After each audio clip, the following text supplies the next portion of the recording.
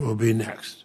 Thank you, Chairman Leahy, Vice Chairman Shelby. Thank you to the four members of the President's Cabinet for joining us today. It's been a joy to meet with and talk to each of you in recent months.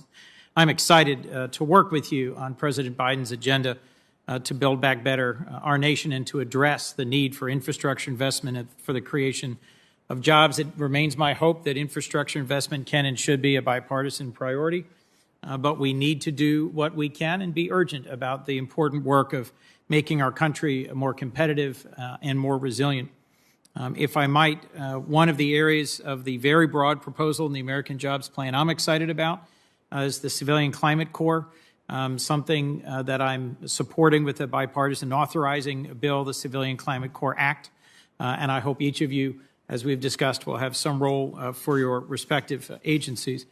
Secretary Buttigieg, as you know, climate resiliency of rail infrastructure is of particular urgency to me and concern to me, given that I commute via Amtrak on some of the oldest bridges and tunnels in America. The capital maintenance backlog in the Northeast Corridor is at least $38 billion, so I was pleased to see the American Jobs Plan includes $80 billion, of which about half of that may well be dedicated to bringing that up to a state of good repair. How do you think the Department and Amtrak will be prepared to deploy this historic amount of capital in a timely and effective way? Well, thank you for the question and for the attention to the urgency of work on the Northeast Corridor and in many parts of our national rail system. What we know is that many of these projects are well-defined and thoroughly designed. Others may still be in various stages of the pipeline, but we believe would be ready to go by the time funding reached them.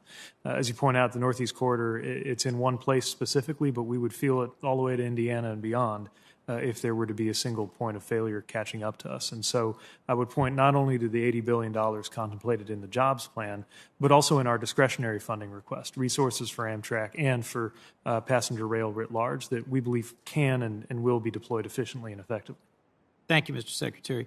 Administrator Egan, I've just introduced the Bipartisan and Bicameral Scale Act, which provides financing and authorization of programmatic support for large-scale carbon dioxide transport and storage infrastructure that's critical to scaling up CCUS. I'm grateful that it's specifically included in the American Jobs Plan.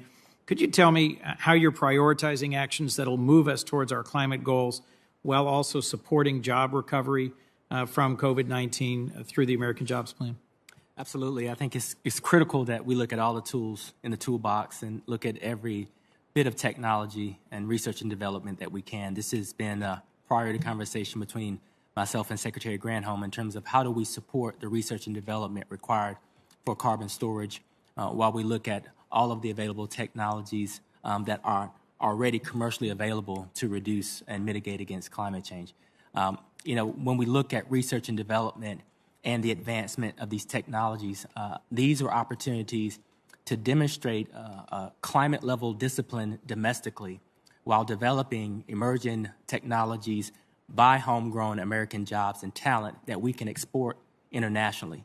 We know that if we're first movers on the mitigation of climate change while managing our climate footprint, that we have colleagues across the world that will not be a first mover and as quick as we are. So we'd love to develop the technologies and export those technologies using the ingenuity of the American job force. Well, thank you. Mr. Administrator, I also think the point of the SCALE Act is to take existing technologies from demonstration scale to nationwide and utility scale and to build the infrastructure necessary to move carbon dioxide and sequester it. I look forward to working with you on that. Secretary Raimondo, there are so many things in your department I'm excited to talk about. I don't have time for all of it. I'm just going to pick two. The quadrupling of the Manufacturing Extension Partnership, something in states large and small we've seen really have a tremendous impact, and $14 billion for NIST, an underappreciated jewel of the Department of Commerce, to work through Manufacturing USA, that network, to bring together industry, academia, and government to advance cutting-edge technologies. What role do you see NIST playing in overseeing Manufacturing USA, and how will that help revitalize our economy and get us on the cutting edge? I expect NIST to play a very active role. As we've discussed, since 1997, we've lost about a quarter of our small and medium-sized manufacturers. And the MEP program is absolutely vital. In fact, I saw it work as governor. I know it works incredibly well in Delaware. It's about providing job training, collaboration between research and development institutions and small manufacturers, small business loans. Manufacturing of today isn't my dad's manufacturing. It's more advanced, it's more technical, it's more science-based. And if we're going to compete, then we need to make these investments. So I'm excited for it, and not only will it create jobs, but it will shore up our industrial base, which unfortunately has eroded substantially. Thank you, Madam Secretary. I think Manufacturing USA is a smart and demonstrated strategy, and we should build on it. My last question, if I might, Secretary Fudge. Housing provides the platform on which everything else good happens in families and communities. Without housing, you can't build a community. I'm grateful for the investments the President's proposing in housing as infrastructure for communities. I'm a co-sponsor of the Neighborhood Homes Investment Act, a new federal tax credit to cover the cost of building or renovating a home in a distressed area.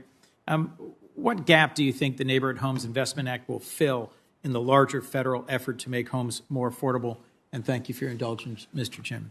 First off, thank you for sponsoring it.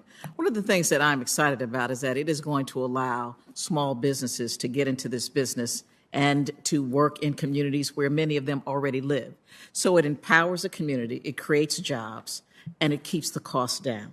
So I think it's an outstanding program, and I am hopeful that we can get it passed. Thank you. Thank you all. Thank you, Mr. Chairman. Thank you. Senator Hoven. Thank you, Mr.